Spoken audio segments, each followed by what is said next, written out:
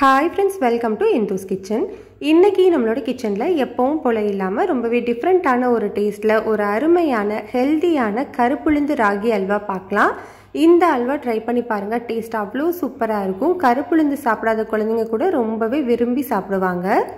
இதை செய்யறதுக்காக ஃபர்ஸ்ட் ஒரு கடாயில மெஷரிங் கப்ல 1/4 கப் அளவு கருப்பு உளுந்து சேர்த்துக்கிறேன். ஸ்டவ்வை லோ டு மீடியம் ஹீட்லேயே வச்சுட்டு இதுலேருந்து நல்லா வாசனை வந்து லைட்டாக நிறம் மாறும். உங்களுக்கு அந்த கருப்பு உளுந்து வந்து நிறம் மாறுறது தெரியும். அந்த அளவுக்கு வறுத்துக்கணும். இப்போ உங்களுக்கு பார்க்கும்போதே தெரியும் கலர் வந்து கொஞ்சம் சேஞ்ச் ஆகிருக்கு பாருங்கள். இந்த அளவுக்கு வறுத்து தனியாக வச்சுக்கலாம். இப்போது அதே கடாயில் 2 டேபிள் ஸ்பூன் அளவு வெள்ளை எள் சேர்த்துட்டு லோ டு மீடியம் ஹீட்லேயே வச்சுட்டு நல்லா வறுத்துக்கோங்க. கரைஞ்சிடக்கூடாது. இந்த எள் நல்லா பொரிஞ்சு வந்தால் மட்டும் போதும். இந்த அளவுக்கு நல்லா பொரிய ஆரம்பித்த உடனே இதையுமே தனியாக எடுத்துடலாம். இப்போ நம்ம மிக்சி ஜாரில் கருப்புளுந்து அந்த எள் ரெண்டையுமே வந்து சேர்த்து வச்சுருக்கேன். இது கூடவே வாசனைக்காக 2 ஏலக்காய் சேர்த்துக்கிறேன். நீங்கள் ஏலக்காய் தூளும் சேர்த்துக்கலாம். சேர்த்துக்கிறீங்க அப்படின்னா 1/2 டீஸ்பூன் அளவு சேர்த்துக்கோங்க. இப்போ இது எல்லாத்தையுமே எந்த அளவுக்கு முடியுமோ அந்த அளவுக்கு நல்லா ஸ்மூத்தாக அரைச்சி எடுத்துருக்கணும். பாருங்கள், இந்த அளவுக்கு நல்லா அரைச்சி எடுத்துருக்கணும். அப்போ தான் அல்வா வந்து பக்குவமாக நம்மளுக்கு கிடைக்கும். பெருன்னு இருந்தது அப்படின்னா சளிச்சிட்டு திரும்பவும் அரைச்சி எடுத்துக்கோங்க. இப்போ நம்ம அரைச்சி வச்சுருக்கிற பவுடரை அப்படியே ஒரு பவுலுக்கு மாற்றிக்கலாம். இப்போ இது கூடவே 1/4 கப் அளவு ராகி மாவு சேர்த்துக்கலாம். ராகி மாவு வந்து கடையில் வாங்கினது, வீட்டில் அரைச்சது, எது வேணும்னாலும் நீங்கள் சேர்த்துக்கலாம். நான் இன்றைக்கி கடையில் வாங்கின ராகி மாவு தான் சேர்த்துக்கிறேன். இப்போ நம்ம இது கூடவே ஒரு பிஞ்ச் அளவு மட்டும் உப்பு சேர்த்துக்கலாம். ஏன்னா இது இனிப்பு அப்படிங்கிறதுனால ஒரு பிஞ்ச் உப்பு சேர்த்தோன்னா நல்ல இனிப்பை தூக்கி கொடுக்கும். இப்போ நம்ம மெஷரிங் கப்பில் 1/2 கப் அளவு தண்ணி சேர்த்துக்க போகிறோம். தண்ணியை கொஞ்சம் கொஞ்சமாக சேர்த்து கட்டி எதுவும் இல்லாத மாதிரி இந்த மாதிரி ஒரு விஸ்க் வச்சு நல்லா மிக்ஸ் பண்ணி விட்டுக்கோங்க.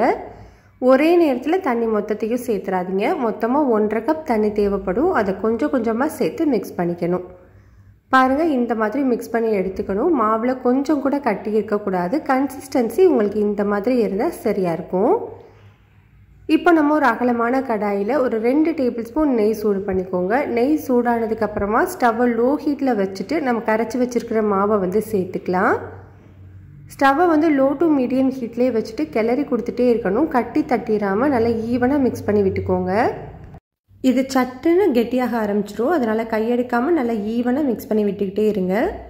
கொஞ்ச நேரத்துலேயே பாருங்கள் நல்லா திக்காக ஆரம்பிக்குது பாருங்கள். இன்னமுமே நல்லா திக்காகணும். இந்த அளவுக்கு நல்லா திக்காகும் போது இது கூட நம்ம நாட்டு சக்கரை இல்லைன்னா பொடிச்ச வெல்லம் சேர்த்துக்கலாம். நான் இன்றைக்கி 1/2 கப் அளவு பொடிச்ச வெல்லம் சேர்த்துக்கிறேன். இதுக்கு பதிலாக நீங்கள் 1/2 கப் அளவு பொடிச்ச நாட்டு சக்கரை அப்படி இல்லைன்னா கருப்பட்டி கூட நீங்கள் சேர்த்துக்கலாம். இதை நல்லா ஈவனாக மிக்ஸ் பண்ணி கொடுத்துட்டே இருங்க. கொஞ்ச நேரத்துலேயே அது நல்லா இலகலாக வர ஆரம்பிக்கும். கையெடுக்காமல் கலந்து கொடுத்துட்டே இருங்க. இது கொஞ்சம் கொஞ்சமாக வெல்லம் வந்து நல்லா மிக்ஸ் ஆகும்போது இந்த மாதிரி அல்வா பதத்துக்கு வர ஆரம்பிக்கும். இந்த டைமில் இது கூட 2 டேபிள் ஸ்பூன் அளவு நெய் சேர்த்துக்க போகிறோம். நெய்யை வந்து கொஞ்சம் கொஞ்சமாக சேர்த்து நல்லா ஈவனாக மிக்ஸ் பண்ணி விடுங்க. 2 டேபிள் ஸ்பூன் அளவு நெய்யுமே சேர்த்ததுக்கு அப்புறமா இது கூட 2 டேபிள் ஸ்பூன் அளவு தேங்காய் எண்ணெய் சேர்த்துக்கலாம். தேங்காய் எண்ணெய் வந்து ஃப்ளேவர் ரொம்ப நல்லா தான் கொடுக்கும். உங்களுக்கு தேங்காய் எண்ணெய் பிடிக்காது அப்படின்னா நீங்கள் 4 டேபிள் ஸ்பூன் அளவு நெய் சேர்த்துக்கலாம். இல்லைனா நெய் பிடிக்காது அப்படின்னா 4 டேபிள்ஸ்மே தேங்காய் எண்ணெயுமே யூஸ் பண்ணிக்கலாம்.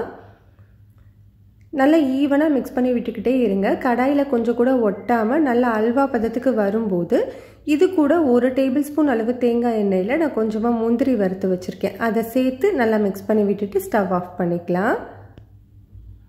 அவ்வளோதான், நம்மளுக்கு சூப்பர் டேஸ்டான கருப்பு உளுந்து ராகி அல்வா ரெடி ஆகிடுச்சு. சாப்பிட்றதுக்கு அவ்வளோ டேஸ்ட்டாக இருக்கும். ரொம்பவே ஹெல்த்தியும் கூட. குழந்தைங்கள்லாம் ரொம்பவே விருப்பப்பட்டு சாப்பிடுவாங்க. கட்டாயம் ட்ரை பண்ணி பாருங்கள். இந்த ரெசிபி உங்களுக்கு பிடிச்சிருந்ததுன்னா லைக், ஷேர், சப்ஸ்கிரைப் பண்ணிக்கோங்க. கூடவே பெல் பட்டனையும் கிளிக் பண்ணிவிட்டு ஆளுங்கிற பட்டனையும் கிளிக் பண்ணிக்கோங்க. அப்போது தான் நம்ம போடுற வீடியோஸ் எல்லாமே உடனே உங்களுக்கு நோட்டிஃபிகேஷனில் வரும்.